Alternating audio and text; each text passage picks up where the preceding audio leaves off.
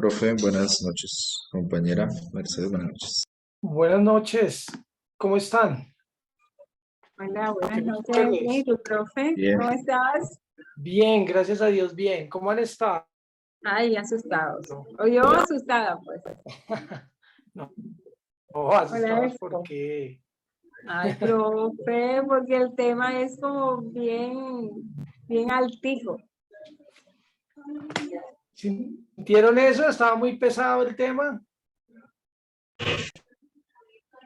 Pues sí, Es que tiene eso muchas malito. cosas. Pues Hay digamos bastante. que la conclusión es, pues, es chévere, sino la argumentación que se desarrolla, pues lo denso. ¿Ya habían escuchado ustedes antes del Jesús histórico? No, es que esa es precisamente una de las introducciones. Vamos a hacer una introducción acerca de lo que hemos escuchado y lo que habíamos estado confundiendo. Súper. Bueno, Yo chévere. había tenido un acercamiento por un libro que se llama Hombre, Mito, Mesías. Hombre mito Mesías. Sí, algo de eso. Ok, ok. Sí, no, a mí ese tema es bastante interesante. Como nosotros vamos a entrar a ver cuestiones de cristología, me parece que es crucial empezar con eso. Pero realmente para enfocarnos bastante en el tema, ya sería en otro curso, porque esto responde más a una cuestión bíblica que teológica, y nosotros estamos viendo teología sistemática. Pero si ustedes tienen la oportunidad de ver, por ejemplo, Introducción al Nuevo Testamento o Evangelios sinópticos, ahí tienen que verlo, y si no lo ven, tienen que exigirlo, porque es un tema crucial. Es Listo, profe. realmente bellísimo. Sí. Ok. Bueno, vamos a ir esperando que los demás se conecten.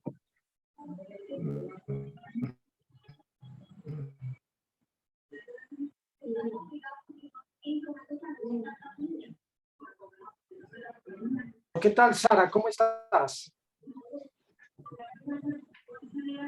Buenas noches, profe y compañeros. Hola, Sara, no la veíamos.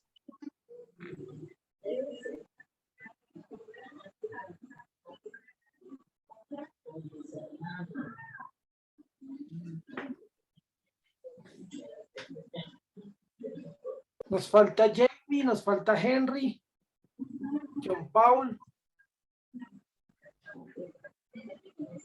Las 8:04, vamos a dar un minuto más y comenzamos.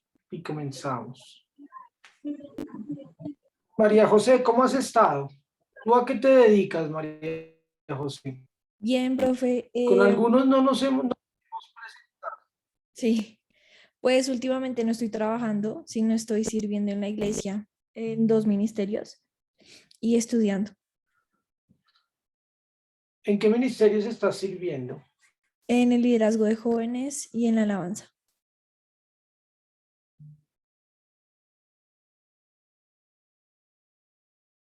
¿Y en alabanza qué tocas o cantas? Canto, sí, señor. Ay, bueno, chévere, chévere. Había Paul, creo que también se dedica a la música, ¿verdad? Él nos dijo al principio. No sé, profe. ¿Quién, profe? Daniel, sí.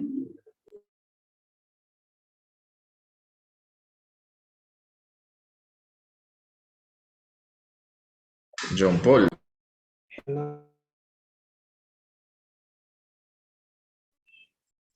Bueno, yo creo que empecemos. Jamie Patricia ya llegó, nos falta solo John Paul y Henry, pero vamos a iniciar con nuestra clase. Bueno, hay una cuestión que no quisiera dejar pasar para ir terminando o ir culminando la temática de del pecado, la temática de hamartiología. Hamartiología. Es indispensable, como hemos venido hablando, conocer, o sea, la teología sistemática debe tener un orden lógico, y ese orden lógico, pues, abarca ciertas teologías, o más bien,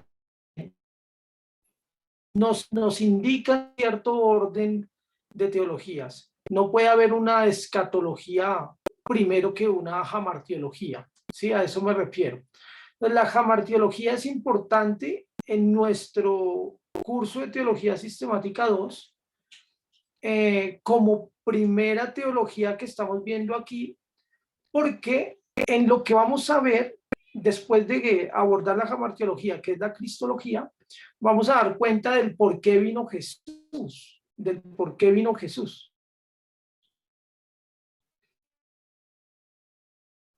No diría que la fuente o la primera razón o causa de la venida de Jesús tiene que ver con una destrucción del pecado.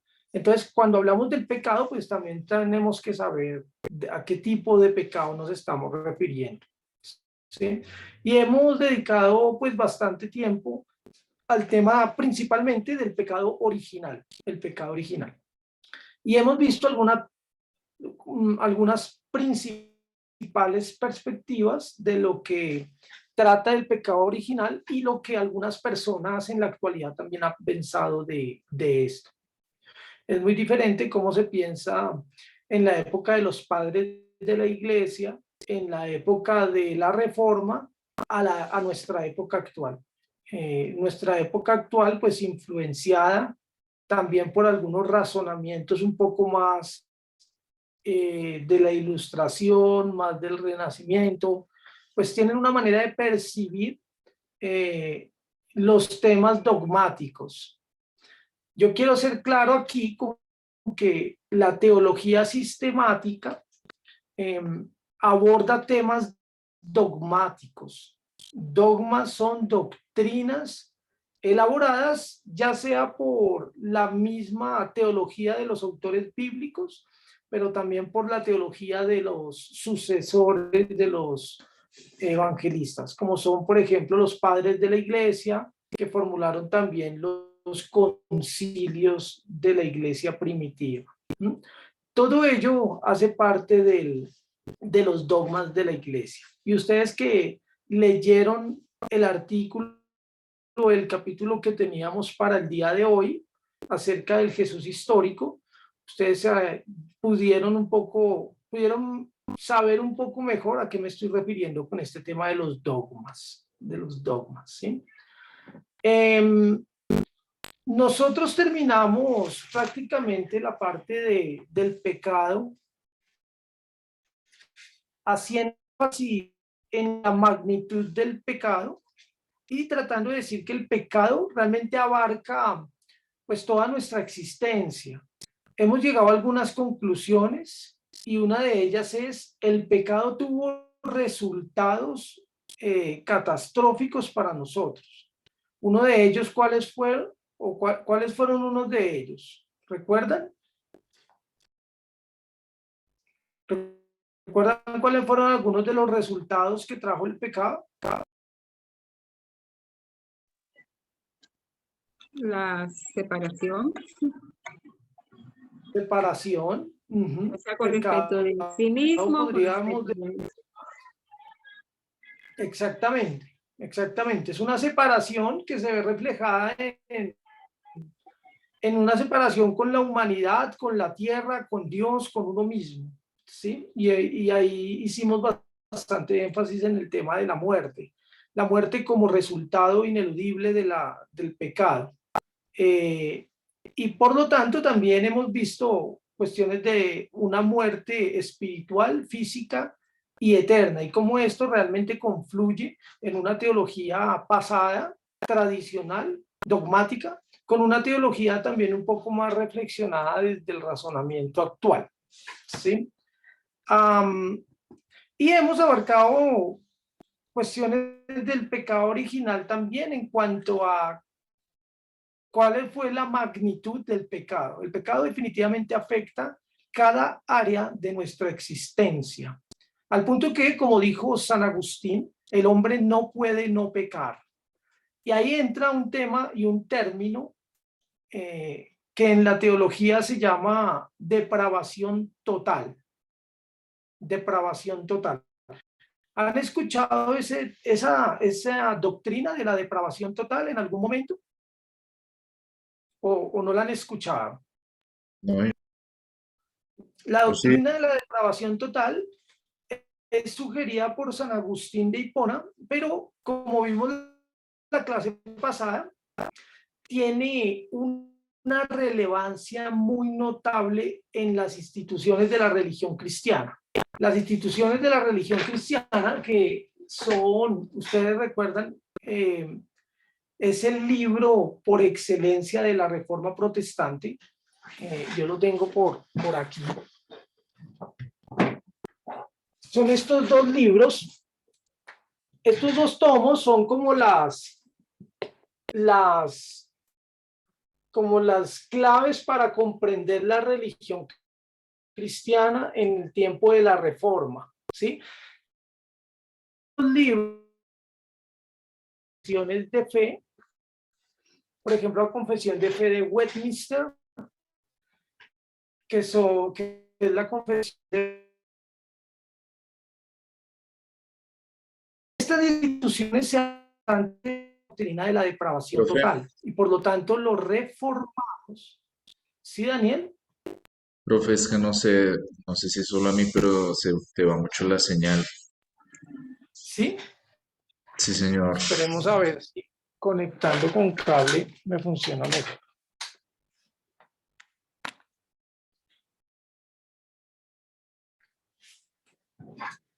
Por favor, me avisan si se sigue yendo, ¿vale?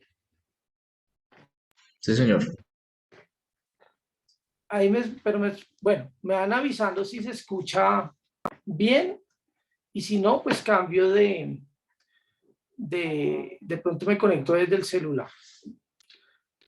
Estaba diciendo que en estas instituciones de la religión cristiana, que son escritas por un reformador, empiezan a surgir unas confesiones de fe y estas confesiones de fe comienzan a marcar la pauta de la teología protestante desde el siglo XVI en adelante, como por ejemplo es la confesión de fe de Westminster, la confesión bautista, la confesión de Lutero.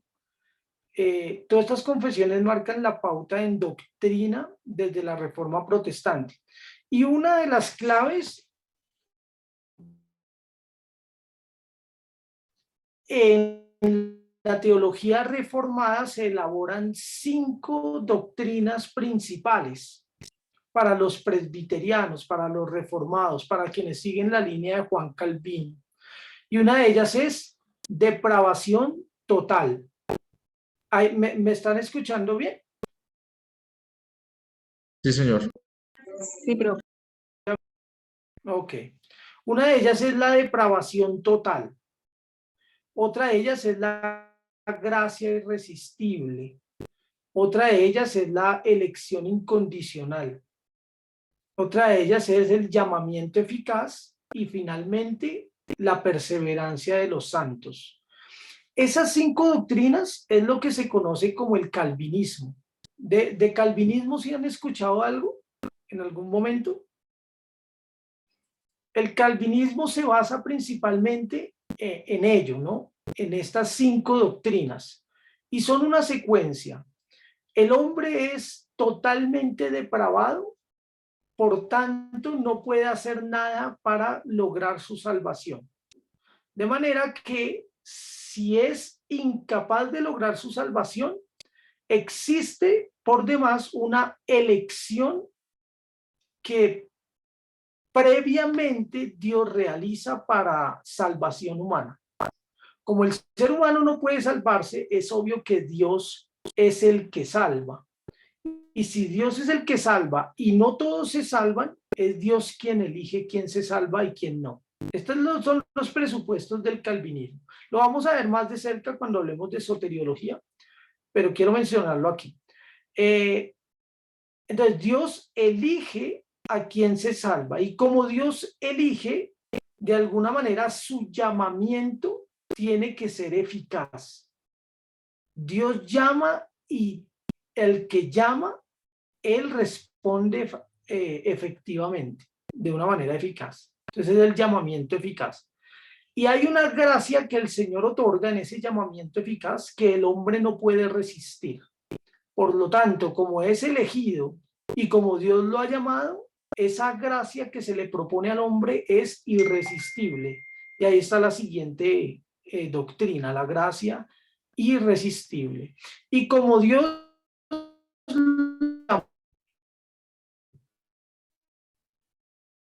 Nada, como Dios lo profe, eligió, entonces sí, te congelaste, profe. sigue.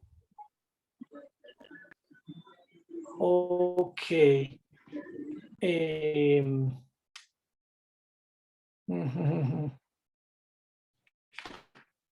Qué raro. Déjenme mirar por este lado. Voy a intentar conectarme por este lado.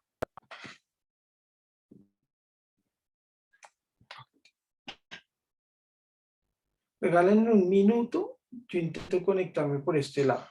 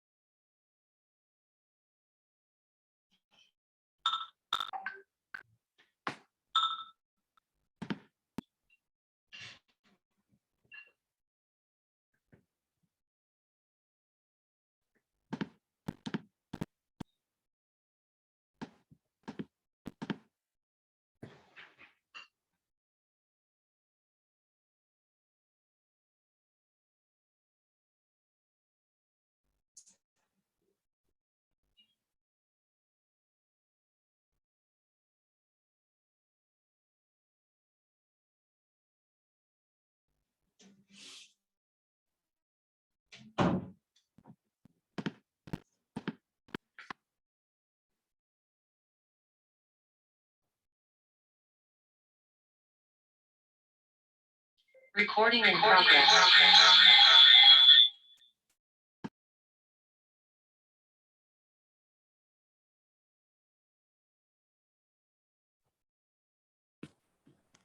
Bueno, creo que ya. ¿Me Profe, escuchan? quedó con eco. Sí. Profe, es que debes bajarle, si quieres, en el computador dejas el video y en el otro lado dejas el audio. Pero al Ok. tener los dos te genera retroalimentación. Bueno, vamos a intentarlo ahí. ¿Ahí me escuchan bien? Sí, señor. ¿Sin eco? Sin eco. Sí, Ok. profe. Dejémoslo entonces ahí. Bueno, probablemente el video se pare un poquito porque está con el del compu, pero el audio está ahí con el del celular. Sí, el audio está con el del celular. Bueno, les estaba diciendo que esta teología calvinista opta por estos 5 puntos que son una cadena, ¿sí? Como Dios, como el hombre es depravado totalmente, entonces no hay forma de que se salve. Y al no haber forma para que se salve, es Dios quien opta por elegir para salvación a las personas. Cuando Dios elige, hay una gracia de la que el hombre no se puede contener y por lo tanto ese llamamiento que Dios hace es eficaz. Y como Dios llama elige, y en el caso del calvinismo predestina, es imposible que el hombre pueda caer de esa gracia. Entonces la última doctrina a la que ellos se aferran es la perseverancia de los santos. El que es salvo para siempre y nunca puede caer de esa gracia, ¿sí? Pero todo comienza con la depravación total. Entonces, en cuanto a esto del pecado, la depravación total no significa que el hombre esté completamente destinado a hacer cosas malas. Lo que significa más bien es que no puede no pecar. Tarde que temprano y prácticamente todos los días, el hombre está sometido a pecado. No significa esto, nuevamente, que el hombre no esté en la capacidad para hacer cosas buenas. Hay hombres muy altruistas, hay hombres filantrópicos, hay hombres que se desprenden fácilmente, que se sacrifican, pero eso no significa que estas obras sean meritorias para salvación. Estos hombres, aun cuando tienen tantas virtudes, su naturaleza y su pecado los lleva a una necesidad de redención por parte de un Salvador. Eso es lo que quiere decir la depravación total. No es que no sea capaz de hacer cosas buenas, sino que incluso aquellas cosas buenas en algún momento se van a ver afectadas por esa naturaleza que le impide ser una persona completamente correcta y justa. Bien, pues básicamente eso es como lo que se tiene que decir en cuanto al pecado original. Ya hemos abordado bastante. No sé si hasta ahí ustedes tengan alguna pregunta o quieran hacer una reflexión. Ahorita Sara estaba, creo que, levantando la mano. Sí, profe, es que te quería preguntar, como el nombre, es que no sé, no me quedó como claro. O sea, es que las dijiste todas de una vez y yo me puse a anotarlas y me faltó una, pero creo que es la número 4, que no tengo claro el nombre, profe, si de pronto me lo puedes decir. Sí, entonces, por si las quieren anotar, la primera doctrina de hecho es la depravación total, la segunda es la elección incondicional, la tercera es el llamamiento eficaz, la cuarta es la gracia irresistible y la quinta es la perseverancia de los santos. Esas son las 5 doctrinas del calvinismo. Ustedes en algún momento estoy seguro que las van a escuchar. ¿Sí? Listo, profe, muchas gracias. Está bien, Sara, está bien. Listo, listo. Entonces vamos a dejar este tema hasta aquí. Esto es lo que nosotros llamamos la doctrina de la jamartiología. Pues por lo menos en este tipo de doctrina se habla principalmente de 3 cosas, ¿sí? La fuente del pecado o el origen del pecado, los resultados del pecado y la extensión del pecado. En otras palabras, ¿de dónde viene el pecado? ¿Cuáles son las consecuencias o los resultados que evoca el pecado? Ya dijimos, el tema de la muerte, la separación. ¿Y qué tanto nos afecta el pecado a nosotros? Si es de manera parcial o de manera absoluta, una manera drástica que nos envuelve el pecado hacia la muerte y no nos saca nadie de allí. Esos son como los principales temas. Hay más temas, pero ya ustedes los pueden leer también allí en la teología sistemática de Millard Erickson. O si ustedes quieren también ver una perspectiva un poco más reformada, calvinista de estos temas, ustedes pueden ver, por ejemplo, una teología de Wayne Grudem. Ahí está citado en la bibliografía que yo les propongo. Me gusta más esta porque esta dialoga con los temas modernos. Wayne Grudem es un poco más dogmático y no sale de estas cosas. Y si quieren una teología un poco más del otro lado, un poco más pentecostal, un poco más, también existe un libro de teología pentecostal que habla precisamente desde estas prácticas un poco más arminianas. podríamos decirlo así. ¿Listo? Bien, entonces nos queda solamente un tema para tratar, que es lo que vamos a hacer, pero no hoy, sino la siguiente clase, que vamos a hablar, solamente vamos a hablar del pecado estructural o los pecados sociales, ya desde un punto de vista un poco más latinoamericano. ¿Listo? Por razones de los cambios de días que ustedes propusieron, yo tuve que hacer algunos cambios y por eso es que hoy tenemos la exposición y la próxima vamos a tener este tema de los pecados sociales. Pero vamos a decir que hoy comenzamos nuestra segunda teología y es la teología del Cristo. Lo que llamamos nosotros cristología.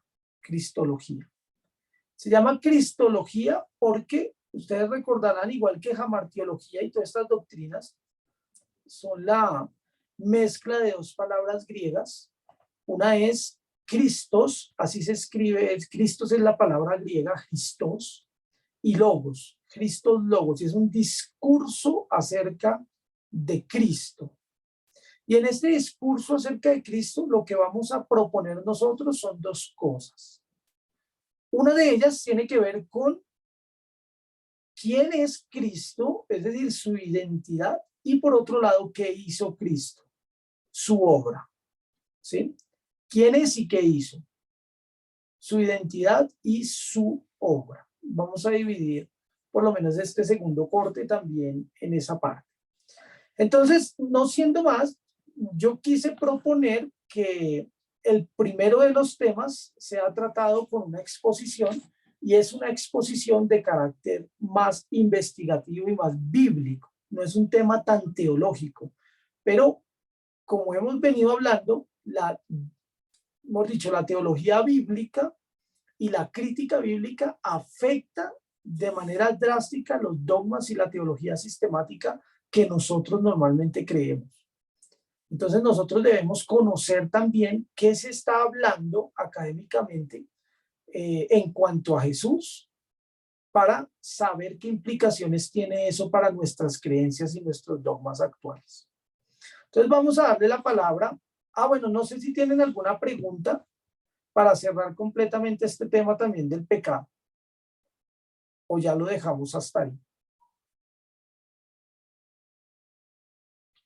Bien, si lo dejamos hasta ahí, está bien.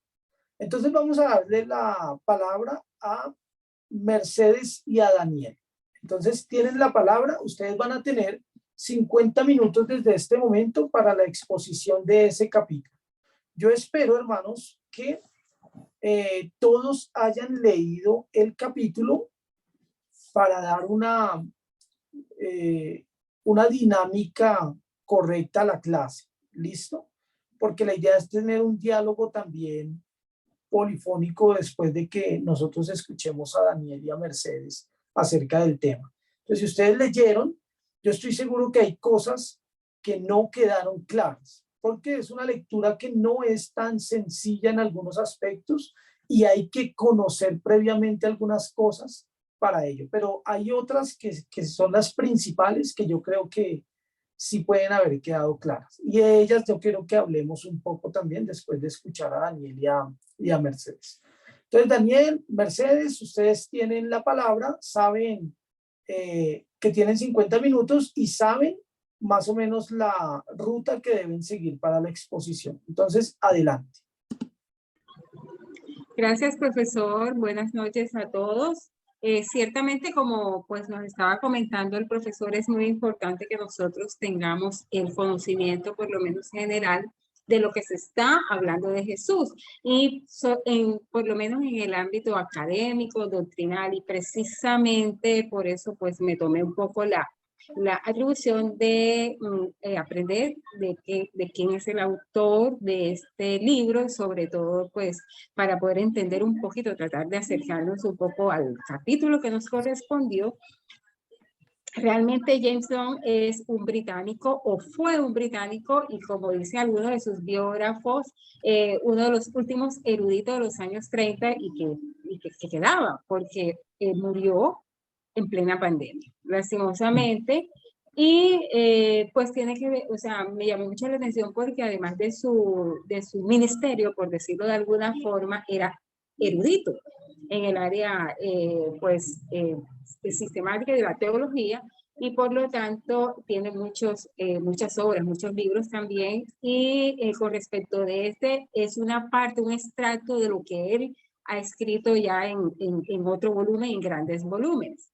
Bueno, con esa introducción un poco corta, vamos entonces a nuestro capítulo, que es cuando se convirtió la fe en un factor en la tradición de Jesús.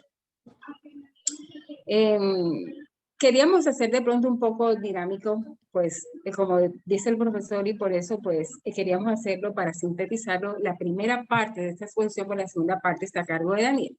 Queríamos hacerlo a través de algunas preguntas. Entonces quería pues darle la palabra a mi compañero Daniel para ver acerca de las preguntas que nosotros vamos a responder en esta primera parte. Gracias a todos los que están para esta lección. Y uno de los primeros planteamientos que se nos hace es un poco de mirar qué, qué es el Cristo, definir qué es el Cristo de la fe. Así que Mercedes. Ok. Cuando nosotros hablamos del Cristo de la fe, realmente tenemos que saber que entonces hay otro concepto, hay otra concepción, y pues con lo que estábamos conversando al principio con el profesor, tratamos, o por lo menos en lo personal, confundía yo la parte del Jesús histórico, que es lo que va a desarrollar un poco más Daniel, lo confundía con la historicidad de Jesús. Para mí era lo mismo. Realmente la historicidad dice de todas las pruebas científicas, de todas aquellas ciencias auxiliares que tratan de negar o probar la existencia de Jesús en la tierra. Pero acá nosotros, cuando hablamos de Jesús histórico, hablamos de una palabra, pues yo la he redefinido así: sensualidad. Posteriormente ya Daniel va a ampliar este término. Pero entonces, sabemos entonces que hay un contraste. Por eso es que se ha resaltado ese término del Jesús de la fe, porque hay un contraste y una lucha de querer precisamente resaltar esa divinidad y de querer de pronto aterrizarla con lo que se le contrapone, que es el Jesús histórico. Vamos a ver entonces.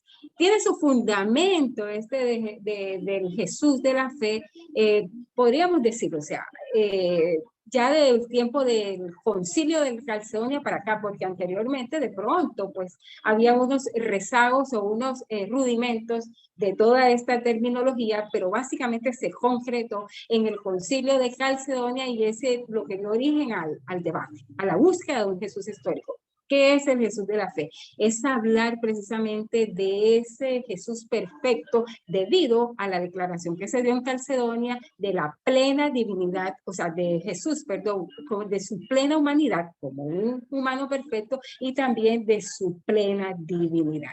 Entonces, esta dicotomía y que hacía demasiado perfecto, demasiado irreal a Jesús, fue lo que dio origen al debate y a una búsqueda incesante hasta bien entrado el siglo XX de ese Jesús que se acercara aún más al ser humano. Realmente cuando ¿cómo le llamaría yo? Los teóricos de la búsqueda del Jesús histórico para poder aterrizar este concepto del Jesús de la fe, decían, pues sustentaban su búsqueda, decían de que ¿cómo así? O sea, es una pregunta que el texto dice, ¿cómo así? Que en Hebreos 4 habla de un Jesús demasiado perfecto, que se compadece de nuestras flaquezas, pues lo sabemos bien, que padeció todo, igual que todos los demás, pero sin pecado. Entonces este Jesús lo separaron demasiado de lo que realmente el ser humano estaba buscando. Me llama un poco la atención aquí algo que, pues no sé, lo relaciono un poco. Cuando algunas de las supras del Corán dicen que Jesús, hay un diálogo con Dios, creo que era con Dios Padre, pues como lo conocemos nosotros, obviamente en el Corán no es así, que porque él no tienen idea, lo voy a parafrasear bastante secularmente, por qué los seres humanos le dieron ese nivel de Dios. ¿Por qué los humanos dieron ese nivel? Que Él no obligó a nadie a hacer eso. Pero, ¿por qué le traigo a colación esta parte del Corán? Porque la misma lectura habla precisamente de la necesidad de entonces de aterrizar o de acercar a Dios, a ese Dios a los hombres, y cogieron la figura entonces del dogma de María como intercesora. Realmente también María entonces es intermedia precisamente por esa lejanía de ese Dios que fue concebido como tal, o de ese Jesús, perdón, que fue concebido como tal en nuestro concilio de Calcedonias en el 451. Entonces vamos a adentrarnos un poquitico más a esta dicotomía que se ha dado.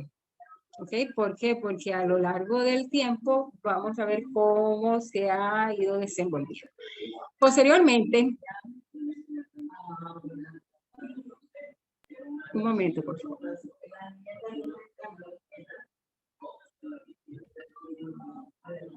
Cuando nosotros hablamos de la necesidad de búsqueda, tenemos que ver que existen varios teóricos. O sea, ya el profesor en su exposición previamente me aclaró un poco el hecho de que los doctrinantes hacen un dogma también. Yo decía, pero esto para este artículo parece un dogma. Y decía yo, pero no puede ser dogma porque es un doctrinante, como lo es James Dunn, pero realmente entonces ahora entiendo que sí, que hay un dogma de los padres de la iglesia, profesor, y un dogma creado por los doctrinantes. Realmente la respuesta a nuestro título la da la tesis del autor, Vienen entonces una cantidad de discusiones entre estos diferentes tratadistas de nuestro siglo, ¿ok? Vamos a ver entonces qué pasó en nuestro siglo. En el siglo XIX, por lo menos, que es el antecedente próximo. Miren cómo saltamos, porque realmente el artículo habla básicamente de la discusión moderna. Y ahora vamos a ver por qué moderna. Y del siglo XIX y cómo ya decantó finalmente el siglo XX en nuestro concepto del Jesús histórico, ¿ok? Entonces, en el siglo XIX existen unos doctrinantes, unos autores. Strauss dice que criticó a Schleiermacher, que este último hablaba del Evangelio de Juan como el evangelio fundamental para poder determinar esa teología o ese Jesús de la fe. ¿Por qué? Porque él decía de que no había necesidad definitivamente de esa dicotomía, o no le veía la justificación, porque Jesús tenía plena conciencia de la acción del Padre de Dios en él. Entonces aquí, y certeza es la palabra que utiliza Schleiermacher.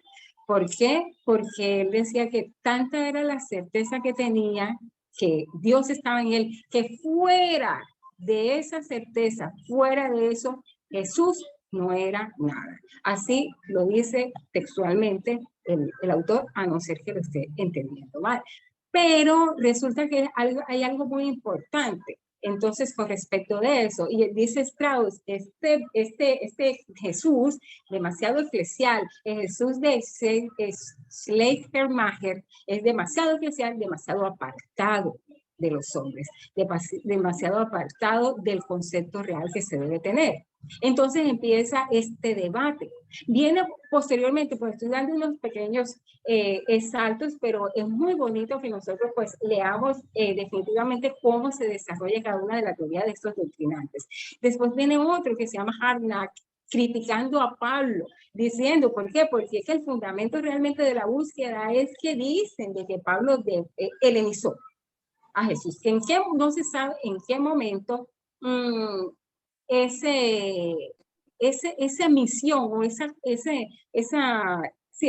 esa cosmovisión de Jesús del reino de los cielos la minimizó, la redujo a la simple concepción de la misión de Jesús de sí mismo. ¿Ok? Entonces es una crítica que se hace que se helenizó completamente el mensaje.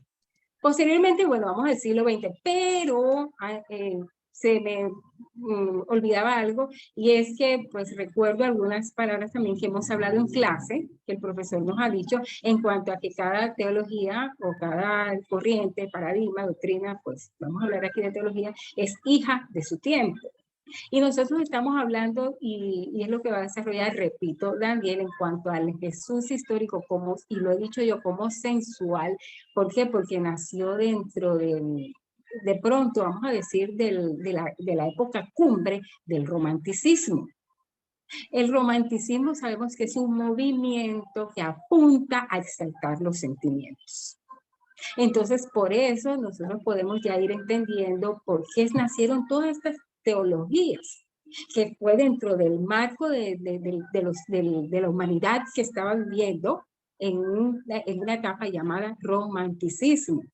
¿Okay? Entonces vamos a retomar con otros doctrinantes entonces del siglo XX que tratan de buscar tratan de justificar esa búsqueda de Jesús histórico por la forma como se había concebido un Jesús demasiado alejado del ser humano y demasiado perfecto. Entonces está Brede y los evangelios sinópticos. Él dice que los 3 evangelios definitivamente dan cuenta de toda la visión que tenían los evangelistas acerca de Jesús, una visión completamente de fe, y que por lo tanto eran suficientes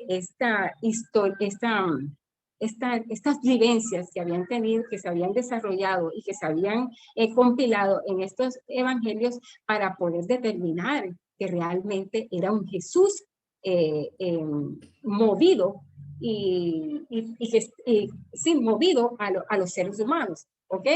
Pero los seguidores de esta corriente, como Perry, por ejemplo, hay uno pues, que menciona, habla de que no solamente eran los evangelios sinópticos. ¿Por qué? Porque retomo a Brede un momento para decir, haciéndole contrapeso a Israel Marge sobre el evangelio, que solamente el que podía dar fe de un Cristo verdadero era el evangelio de Juan. Dice, no, los evangelios sinópticos. Pero viene Perry y dice, no, están los 4 evangelios. Los 4 evangelios pueden dar fe realmente de que es un Jesús histórico, un Jesús cercano al ser humano, y que todos los relatos que se pueden dar de él, toda esa tradición que se contiene en esos relatos, hacen referencia definitivamente al Cristo que la humanidad necesita. Pero entonces ahí viene otra teoría, que es la crítica de las formas. Esta crítica de las formas dice que entonces no se debe estar en la discusión de los relatos o de la tradición de los relatos de los evangelios, sino en el contexto, le llaman, creo, se me olvida la frase en alemán, Systemlevenkirche. Exacto, profesor. Entonces, hace referencia a eso para decir que es un contexto vital, o sea, más allá, preexistente incluso a los relatos que pueden dar los evangelistas acerca de la visión que tenían de Jesús, ¿ok? Este es muy importante, este hombre, Günther Bachmann.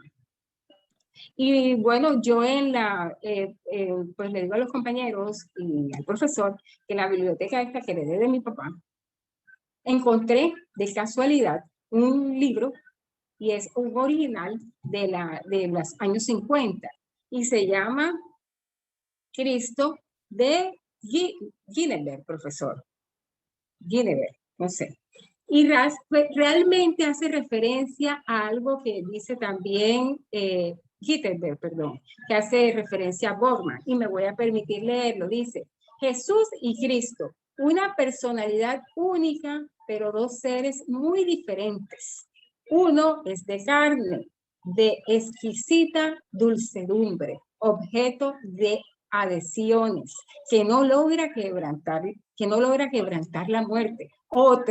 El otro Jesús, un ser de imaginación y de ilusionado anhelo, recuerdo transfigurado y sublime, al que van vinculadas creencias y esperanzas humanas de muy diverso origen. Entonces nosotros al ver este texto, o sea, estamos de verdad dando cuenta de lo que estamos leyendo en el artículo, o sea, esto es real. Es un libro, este es un libro original de los años 50 y realmente hace referencia a todo lo que hemos, o por lo menos a lo que investigamos en esta parte del artículo.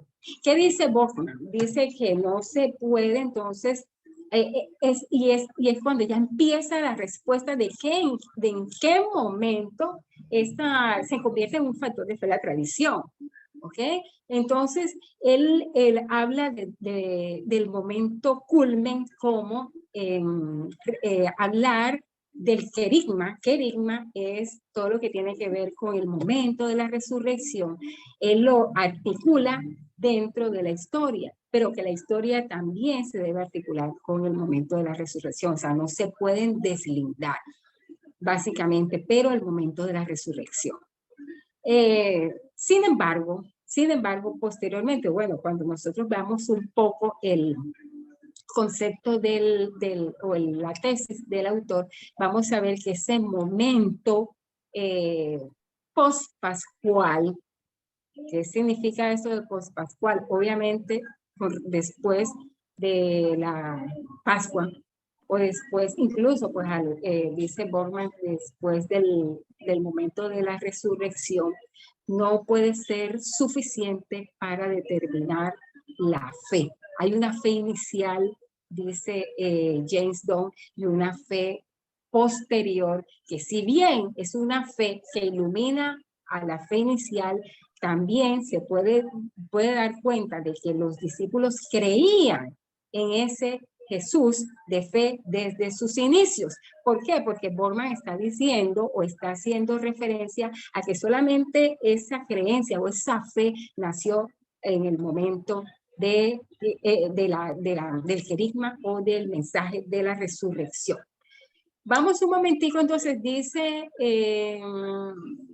vamos un momentico a analizar este concepto del autor. Es el momento de pronto de responder a nuestra pregunta de manera previa a priori, porque posteriormente va a desarrollar un poco más la parte del Jesús histórico, como les dije, Daniel.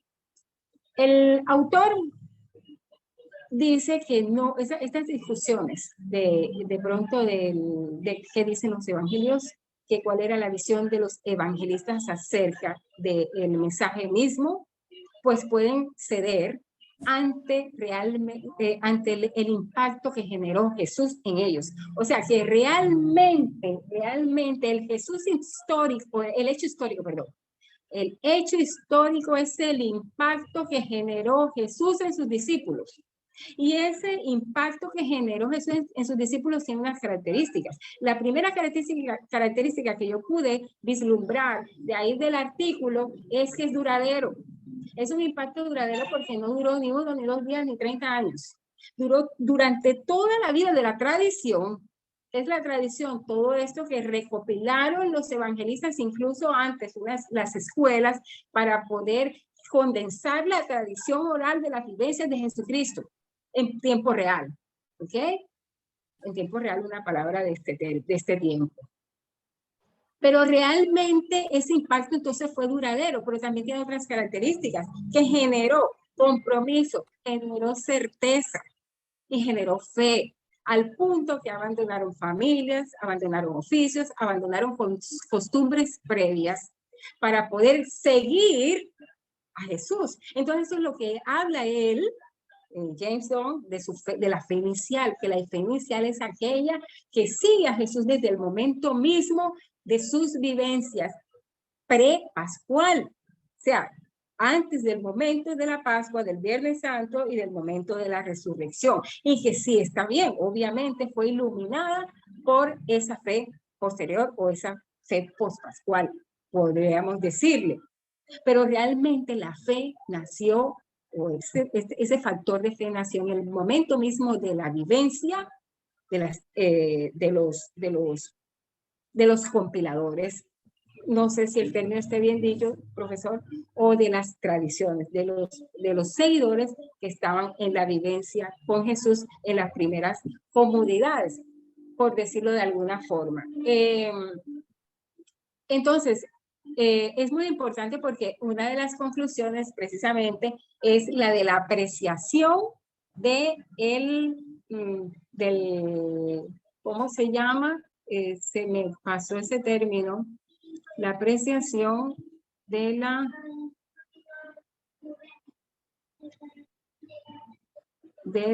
ya.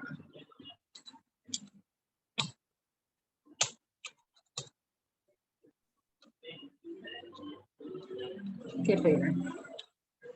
La apreciación de la recopilación que hicieron de la tradición que nació de la Galilea. Se me escapa ahora el nombre. De los primeros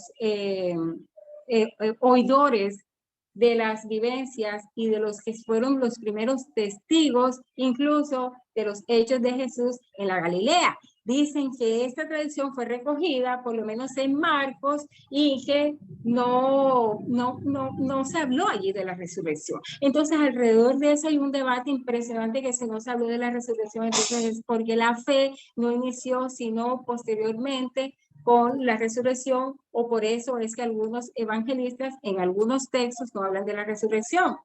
Pero el autor dice, hay algunos textos que si bien no se habla de la resurrección, siempre se enfoca en ese momento, como por ejemplo en lo que tiene que ver con la prosperidad, lo que tiene que ver con la bondad, siempre va a apuntar a la resurrección. Hay otros que hablan de la vivencia inicial con Jesús, como por ejemplo el Sermón del Monte, pero necesariamente no tiene, no es porque no haya una fe en la resurrección, sino porque debe analizarse definitivamente la fe desde el inicio y desde la vivencia con Jesús, desde el momento de la palabra clave que ellos dicen, desde el momento en que decidieron seguirle.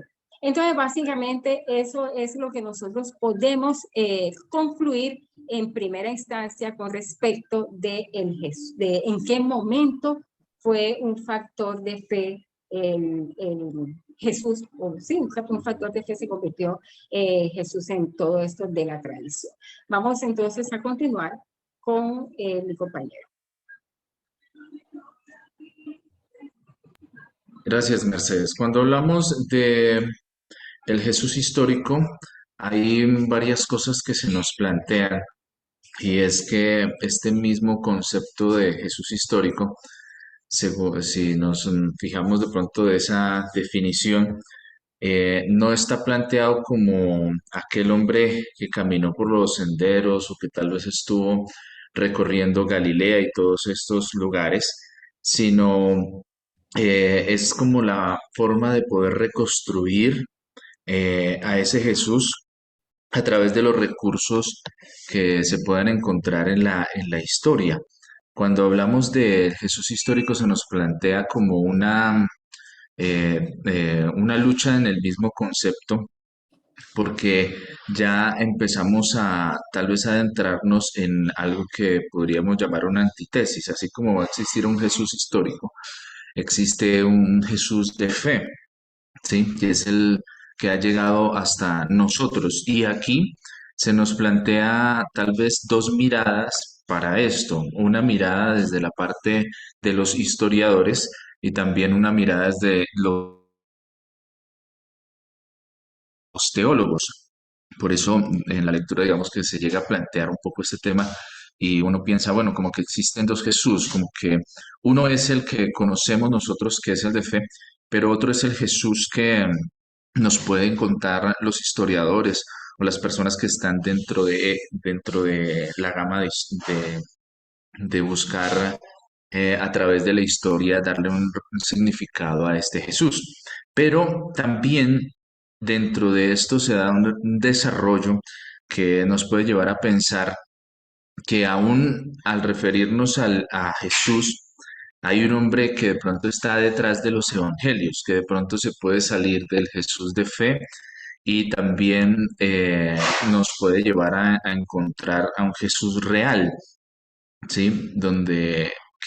Que puede ser, aparte del Jesús histórico, y el Jesús de fe ir de pronto un poco más allá y se nos plantea también como que pudiera tal vez existir tres tipos de Jesús. Uno el histórico, uno el Jesús de fe y otro un Jesús que es del que tal vez hacen la narración los evangelios, que se puede alejar un poco del de fe y de pronto ser un Jesús tal vez más real y verdadero. Entonces, aquí es donde el término del Jesús histórico pues empieza a través de las diferentes investigaciones que se han desarrollado a tener un carácter de pronto diferente y que empieza a ser de pronto a distar mucho de lo que todos conocemos, pero es importante entender las miradas desde las cuales se están acercando. ¿No? Jesús de fe se acerca desde una mirada más teológica, al Jesús histórico se está acercando de una mirada más desde los historiadores. Esta investigación que se está desarrollando pues ha sido movida por el carácter sobrehumano del Cristo de fe. Y una de las cosas que plantea es que, digamos, la teología o la tradición está presentando tal vez un Jesús que es muy perfecto, un Jesús que de pronto no tiene imperfecciones, como la lectura lo plantea en algo que es, digamos, que la fe, una fe que está coloreando a todo Jesús, o sea que cuando uno hace la lectura de los evangelios sinópticos, no encuentra como una falla en este Jesús que se presenta, ¿sí? Entonces, aquí se plantean varios análisis interesantes y es que Jesús hace algo que es vital e importante y es que Jesús modela a sus discípulos todo lo que es su vida y ese modelo lo lleva a que sea tan cautivante el mensaje de Jesús, que eso trasciende las vidas de ellos con facilidad. Eso genera, Jesús es una persona que modela muy bien, que genera en la vida de las personas, por así decirlo, un engagement o genera eh, en la vida de las personas momentos que son únicos y recordables. Y esto permite que más adelante los discípulos que estuvieron con Jesús con mucha facilidad puedan expresarlo en palabras y así poco a poco así se construyen, digamos, los evangelios sinópticos. Ahí es importante también recordar y recalcar que en el análisis de Jesús no se puede sacar la fe, porque si se quita la fe, pues ahí la verdad no queda nada. Si quitamos en el análisis de la vida de Jesús y de lo que significa Jesús la fe, pues no es posible tratar de encontrar a Jesús, porque Jesús ha dejado una huella tan importante en la vida de las personas que estuvieron cercanos a Él, con una conexión que es tan importante que llega y afecta la mente de las personas a tal punto que eso hace que tenga unos recuerdos muy marcados dentro de lo que plantea como tal lo que es la vida de Jesús. Y aquí nos pone un punto la lectura interesante, que es plantear que la única forma de acercarse a Jesús es a través de los ojos y oídos de sus discípulos. Y esto es un gran desafío, sobre todo para los que hablan del Jesús histórico desde la mirada de los historiadores, porque no existen muchos documentos acerca de la vida de Jesús. No existe de pronto un análisis que nos diga o un texto que así como habla los evangelios sinópticos de Jesús, cosas que uno podría decir, bueno, ahí no se dice nada malo de él, no hay como una contraparte que diga eso que se narra no es correcto. Aunque hay diferentes miradas que se presentan como que se pueden encontrar como la de Caifás y Pilato, que de pronto hablan un poco de cómo pensaban ellos, cómo analizaban o cómo veían a Jesús. Pues no existen escritos en otras palabras que hablen mal de Jesús o son muy parcos al hablar de él. Por ende, la única mirada que llega a todas las personas es la mirada de los discípulos que estuvieron escuchándolo y viéndolo en el tiempo que él desarrolló su ministerio. Y partiendo de eso, los relatos bíblicos que de pronto para cada uno de los que escribe cada uno de estos evangelios ha sido relevante, pues por ende ahí le da la relevancia en, en, en, en la narrativa. Aquí es importante de pronto hacer un aporte a este texto que estábamos hablando y es dentro de no solo tener como referencia el documento, sino otras cosas que también aportan. Hay unos libros un libro en especial que escribe James Warner Wallace, que se llama Libro Cristianismo Caso Congelado, y él es un investigador que hace una investigación.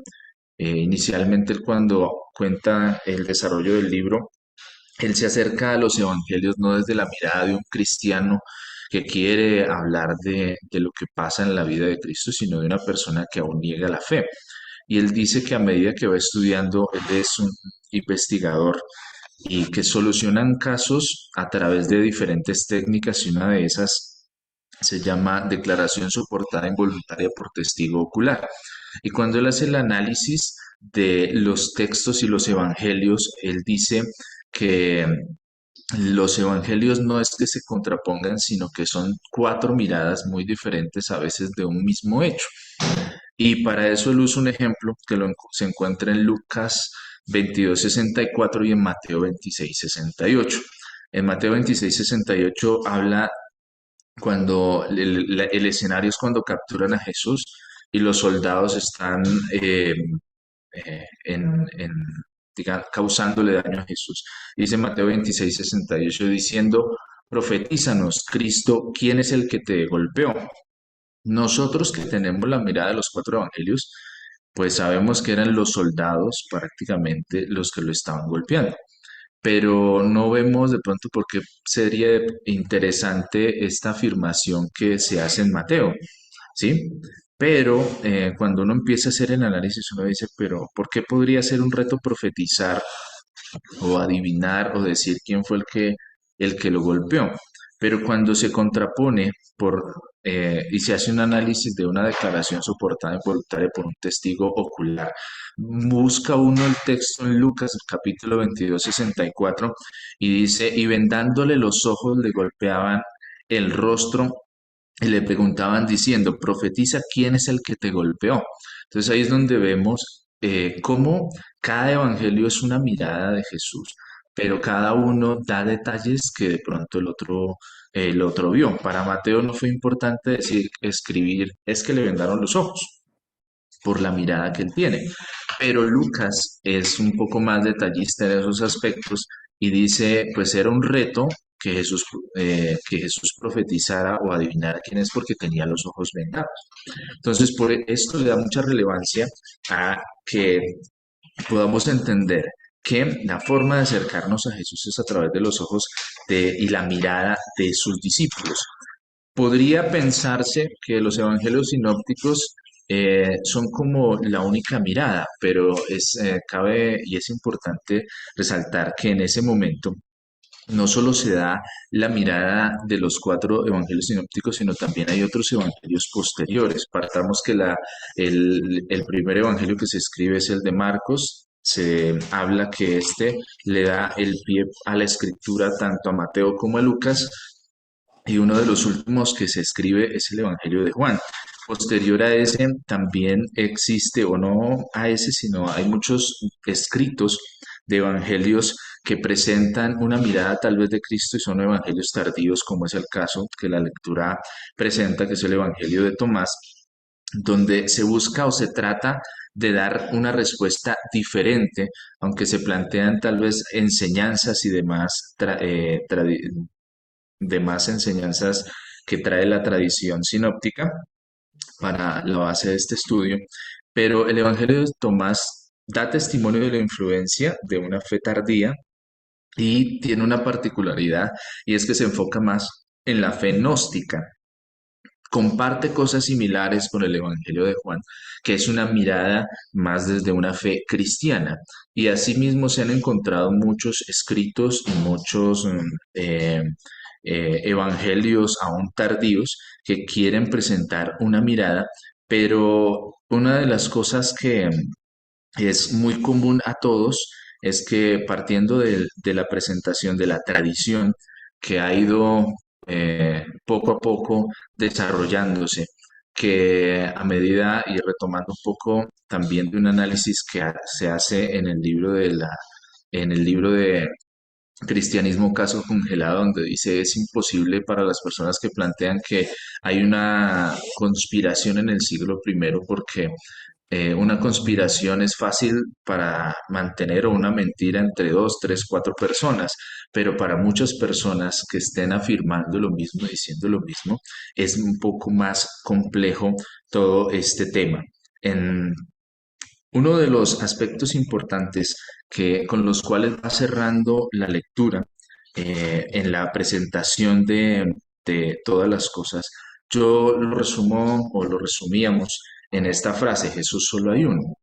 Y es que eh, al final de la lectura se van planteando diferentes escenarios donde poco a poco la información que tiene la mirada desde los historiadores es muy poca para poder construir un perfil como tal de Jesús, alejado un poco de lo que encontramos en los evangelios sinópticos. No hay mucha documentación que se pueda tal vez tomar para poder construir si lo que hiciéramos, una biografía de aún cómo era el carácter de Cristo, cómo se vestía, cómo se comportaba, no porque no encontramos, digamos, diferentes materiales que nos puedan ayudar a poder construir una mirada desde esa perspectiva.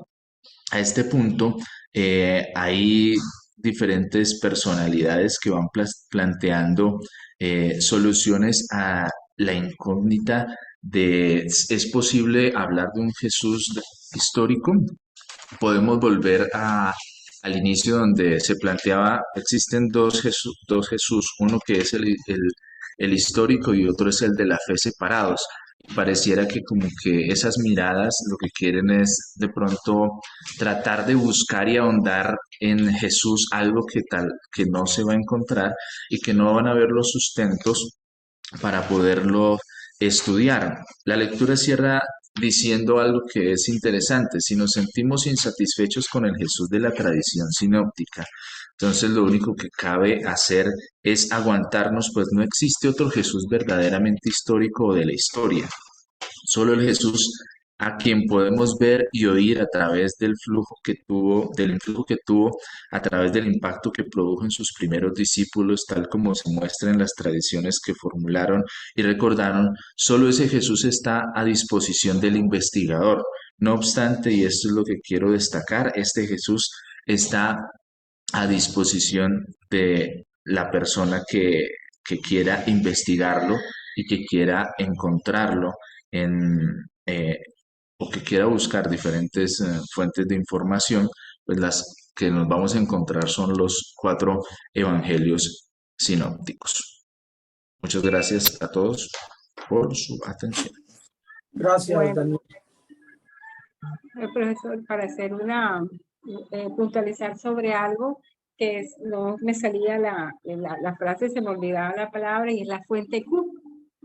Okay. La fuente Q hace referencia a todas estas comunidades de la Galilea como una fuente primaria y que pues dicen que en eso se basaron los evangelios de Mateo, de Lucas y de Marcos. Entonces, básicamente... Mateo y Lucas. Mateo y Lucas, cierto, profesor, y eso que lo estoy leyendo aquí, imagínense. Entonces, básicamente hace referencia a ello y una apreciación que hace precisamente, pues como ya lo había dicho, el autor. Normalmente no discutimos mucho con el texto cuando lo analizamos, cuando hacemos la investigación, por ejemplo, Daniel y yo hacemos eso de que muchas veces no estamos, y como usted nos ha instado, profesor, que si estamos de acuerdo de pronto con los postulados del autor, interactuemos, pero en este caso, milagrosamente, yo estoy de acuerdo con su tesis y pues Daniel también, y es lo que hemos traído en esta discusión que se abre ahora mismo. Gracias, profesor, por la oportunidad y gracias, compañero, por oírnos. No, a ustedes muchas gracias, muchas gracias. Una exposición muy bonita, muy clara. Aborda realmente las tesis del autor y pues los lineamientos que quiere abordar se ven bastante bien allí. ¿Cómo ustedes piensan que este tema puede aportar a la teología latinoamericana? Es una pregunta de pronto difícil porque no estoy seguro que ustedes tengan una estructura de lo que es la teología latinoamericana y cuáles son sus proyectos, sus principios, sus metas, sus alcances. Eh, pero, pero quisiera que se atrevieran por lo menos a dilucidar qué aporte le hace un tema de estos a, a nuestros países hoy día. O sea, ¿esto para qué sirve? ¿Solo para tener ahí un dogma cristiano y ya? ¿Solo para saber que, pues que sí es solo, evidentemente, el Jesús que se han tardado en más de 200 años de buscar la crítica histórica, en últimas lo encuentran en el Jesús de la Biblia porque no hay otra forma de leerlo sino a través de la fe? ¿Saber eso ya es suficiente para la praxis cristiana? ¿O esto qué le aporta realmente a la teología nuestra, la teología latinoamericana? ¿Qué piensan? Pues, profe, una de las cosas que a mí me llama la atención es el tema que de pronto plantea esencialmente el artículo. Digamos, si lo basamos en dando respuesta al artículo, que él dice que una de o la información que nos llega a nosotros es por lo que los discípulos vieron y escucharon, ¿sí? Y pienso que como la teología latinoamericana tiende más a la praxis, ir un poco más allá, ¿sí? Es a través de los modelos, digamos, no simplemente estudiar por qué fue que pasó, sino cómo se puede aplicar eso a la realidad. Pienso que eso es lo que le puede dar la trascendencia, ¿sí? Más en el tema de la práctica, cómo Jesús se puede mostrar de una forma que sea visible y también audible para las personas, no simplemente en la escritura porque la escritura lo dice, sino cómo nosotros como personas podemos ser un testimonio vivo para los demás de que Jesús no simplemente, bueno, sí, estuvo hace más de 2000 tantos años acá, caminó en esta tierra y hubo un grupo de personas que adoctrinó con ciertos pensamientos y que con eso creó algo que recibimos hasta hoy, sino cómo realmente eso que ellos vivieron, esa experiencia de ver a un Jesús, de escucharlo, trascendió tanto sus vidas, generó en ellos aún recuerdos tan poderosos que a posterior ellos mismos generaron pues los evangelios que hoy tenemos. Gracias, Daniel. Gracias. Gracias. Profesor, considero de que la influencia ya se está viendo en algunas comunidades y algunas, ¿cómo se llama? Órdenes católicas, por ejemplo, y hay una frase en el artículo que nosotros retomamos muchísimo y hablamos muchísimo hoy en día y pues no sabemos que deviene precisamente de esta búsqueda del Jesús histórico y es aquella que dice, ¿qué haría Jesús en este lugar? O sea, ¿qué haría Jesús en esa situación?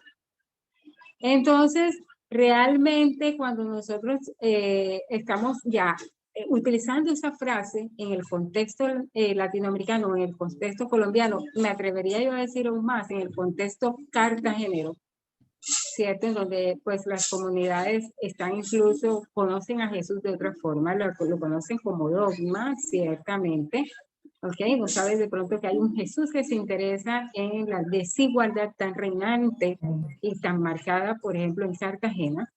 Entonces, es ahí donde empieza ese nivel de atracción realmente a la figura de Jesús, al Jesús humano, al Jesús que se interesa por las carencias de las personas pues, que no tienen resueltas sus necesidades básicas.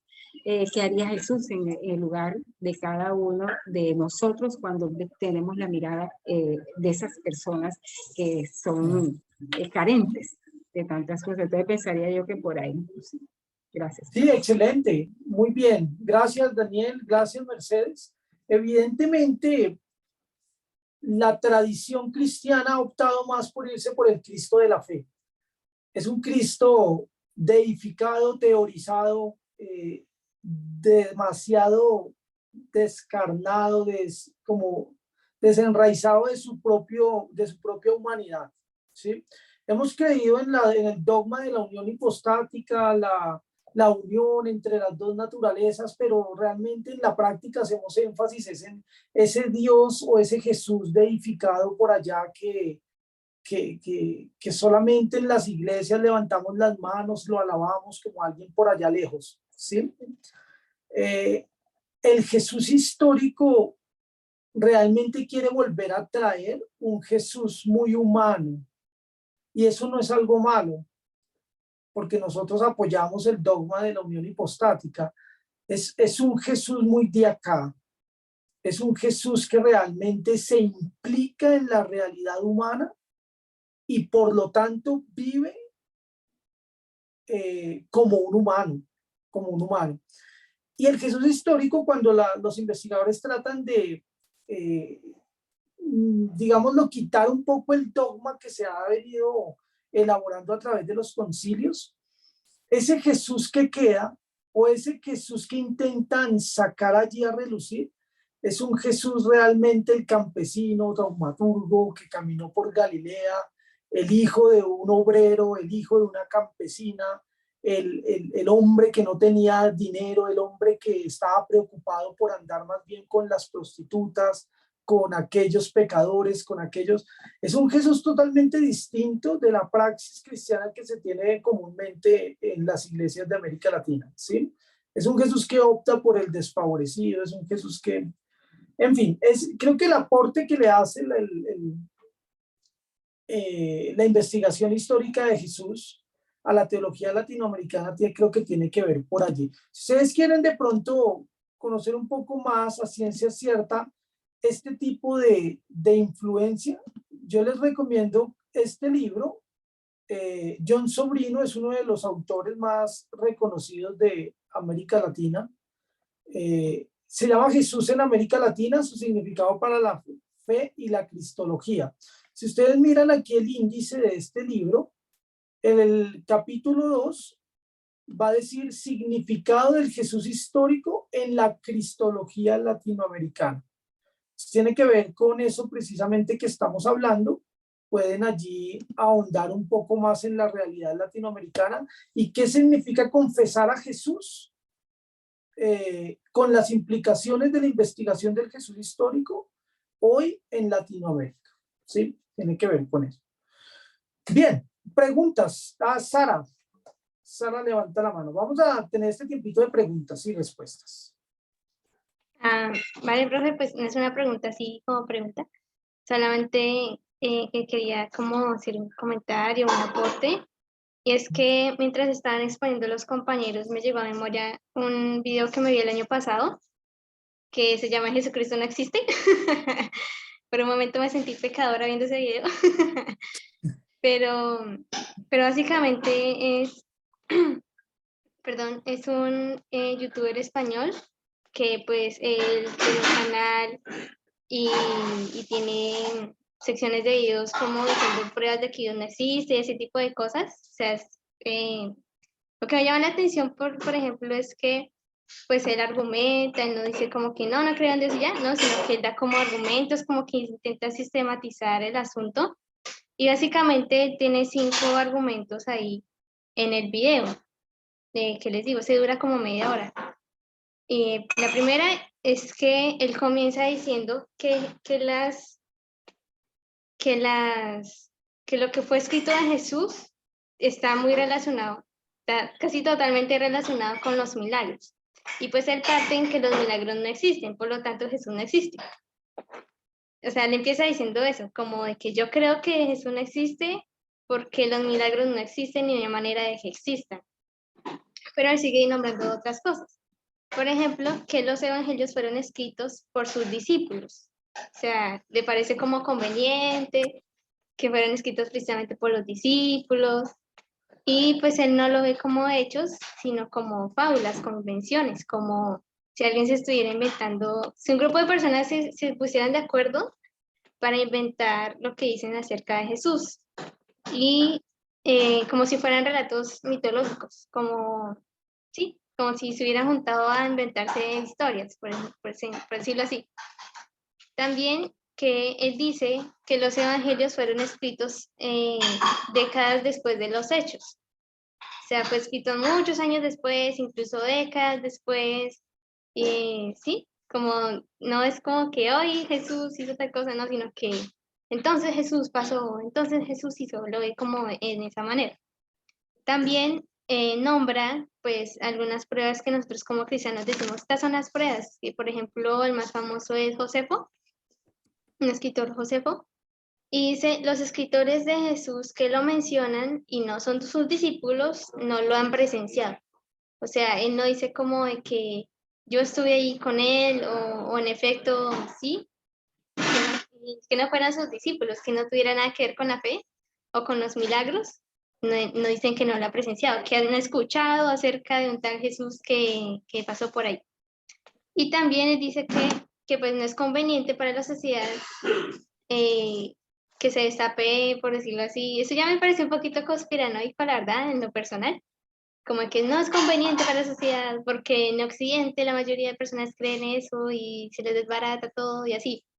Pero algo que me llamó la atención ya como para ir cerrando, no es, no es que eso nos impida creer en él o algo así, sino que el primer argumento por el que en él parte es básicamente la fe de él. O sea, de decir yo no creo en él y no existen los milagros y entonces por eso no existe Jesús. Entonces eso me llama la atención porque como que tiene que ver con que Jesús es uno solo, como decía Daniel, como mencionaba, y pues no podemos de todas maneras separar a Jesús histórico con el Jesús de la fe, porque también digamos que no hay muchas, de hecho no hay evidencias de que, por ejemplo, en el trayecto de la adolescencia o la adultez joven de Jesús antes de su ministerio, ahí tenemos un hueco. Y pues hay personas que lo pueden utilizar para decir que no, que es conveniente y todo eso. Pero sí me llama la atención porque aunque uno no opina lo mismo que él, o por ejemplo yo no opino lo mismo que él, sí me llama la atención que no hace esa separación entre el Jesús de la fe y el Jesús histórico.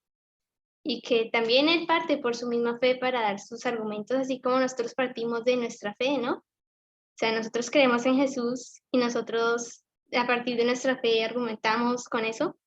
Y bueno, eso me llama la atención y ya, eso era todo. Gracias, Sara, gracias. Gracias por tu comentario. Básicamente, uno podría rebatir cada argumento de estos que mencionaste. Primero porque, como menciona ahí James Dunn, y James Dunn es una de las autoridades actualmente en el tema de Jesús histórico, junto con otros, pero ellos dicen, hoy día en la academia nadie se atrevería a decir que Jesús no existió, ¿sí? Aquí la pelea no es si Jesús existió o no, sino quién era Jesús. Esa es la discusión. Pero hasta los ateos más ateos, académicamente hablando, no niegan la existencia de Jesús. Jesús, como dato histórico, es una figura que existió. No tenemos muchos datos históricos de él, aparte de, como tú ya dijiste, Josefo, Suetonio, Plutarco, que lo mencionan, y lo mencionan solamente como por allá alguien desconocido. Pero como dice James Dunn, el impacto que generó y la historización de la fe cristiana es imposible argumentarla sin un Jesús histórico, porque o sea, no se puede sostener de allí, ¿sí?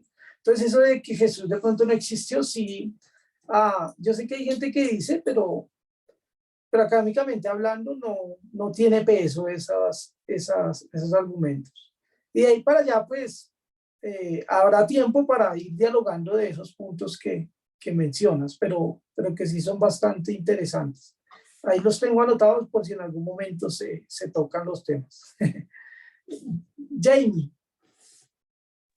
Buenas noches, profe. Buenas noches, compañera. Es interesante, profe, en cuanto al tema, porque en todo en este contenido de estudiar a un Jesús histórico, muestra también que los historiadores e investigadores buscan encontrar a un Jesús. Es decir, es una forma de descubrir elementos de su vida, como lo mencionaba el compañero Daniel, aunque han sido elementos que han carecido de cierto modo en peso porque se tiene que ver desde la vista de los discípulos, pero ahí puede partir una inquietud, es que de cierto modo, si lo adaptamos al contexto que usted hacía la pregunta acerca de cómo el Jesús histórico aporta a la teología latinoamericana, nos damos cuenta que de cierto modo, sin hacer un juicio a priori, la fe dogmática, nosotros no estamos como evidenciando esas acciones y esos principios de Jesús. Y bueno, mencionando acerca de la teología latinoamericana, esas teologías que llevan a la praxis, pensaba mucho en la hermenéutica feminista, la teología feminista, que donde la mujer busca tener una postura, de cierto modo, de donde en otros tiempos ha sido estigmatizada, y hablándolo de Jesús desde el punto de vista de Jesús, cómo Jesús posiciona a la mujer, evidenciándola en aspectos importantes de su obra y ministerio, y es como en esa parte de querer encontrar a un Jesús en los principios de la acción, como cuando la fe trasciende a la acción, y me parece interesante porque es una forma que podemos decir que sí hay ese interés, y lo que usted decía, no se niega que existió Cristo, existió Jesús desde lo académico, pero es como que también algo desafiante a que lo pensemos y lo evidenciemos, porque a veces duele decirlo, pero no, bueno, voy a hablarlo de mí para no generalizar, cómo nosotros evidenciamos a Cristo en nuestras vidas a tal punto que podamos poner en manifiesto de que sus principios siguen en nosotros y cómo aportarían a nuestra sociedad que tanto lo necesita. Entonces será mi aporte, profe. Gracias, Jamie. Muchas gracias. Muchas gracias. Todo este tema del Jesús histórico tiene efectivamente que hablarnos a todas estas nuevas teologías latinoamericanas, teologías campesinas, teologías feministas, teologías negras, teologías indigenistas. De alguna manera, estas teologías beben de los resultados de la investigación del Jesús histórico y siguen construyendo teologías desde allí, desde cristologías un poco más renovadas, más a la luz de estos razonamientos. Bueno, yo les propongo que vamos a seguir con este tema. Este es un tema bastante interesante. Hay algunas intervenciones que también me gustaría hacer para mirar la relación entre la crítica histórica y los resultados de la investigación desde la historia a eruditos históricos, y cómo esto afecta la cristología, que es nuestro tema principal para que vamos a abordar. Esto definitivamente afecta la cristología. Y cuando hablo de cristología, hablo de teología sistemática, que es nuestro curso. Cuando hablo de cristología, hablo de dogma, hablo de creencias. Y de alguna manera, este tema afecta el tipo de manera como creemos, ¿sí? Y ese es el desafío que nosotros tenemos por delante. Es bueno construir una teología, y la tenemos construida desde la fe, desde Calcedonia, desde Éfeso, desde Constantinopla, desde todos estos concilios, pero de alguna manera hoy día también es bueno replantear algunos asuntos a la luz de los nuevos conocimientos también, ¿sí? Ese es nuestro desafío por delante. Sin embargo, este curso está dedicado más a hablar de la teología como dogma, la cristología como dogma. Y a eso es donde más le vamos a hacer pulso. Pero yo quiero que nosotros toquemos estos temas también para que ustedes sepan que esto también se está hablando y está cuestionando también nuestros dogmas eclesiales hoy. Muy bien, seguimos la próxima clase con este tema y después nos metemos con un poco del pecado social. De eso yo creo que vamos a hablar muy poquito. Yo les propongo que ya hablemos muy poquito de eso, ya que hemos cerrado, y dediquemos tiempo a este tema que es ahorita el más crucial. Hermanos, Dios los bendiga, que tengan una muy buena noche. Traigan preguntas para la próxima clase, porque Daniel y Mercedes hoy no les quedó tiempo para solucionarlas, pero la próxima sí les va a quedar tiempo. Entonces, seguimos dialogando del tema, ¿vale? Un abrazo, que pasen una muy buena noche, que descansen. El Señor los bendiga.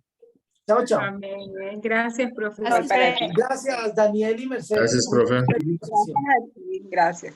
Bueno.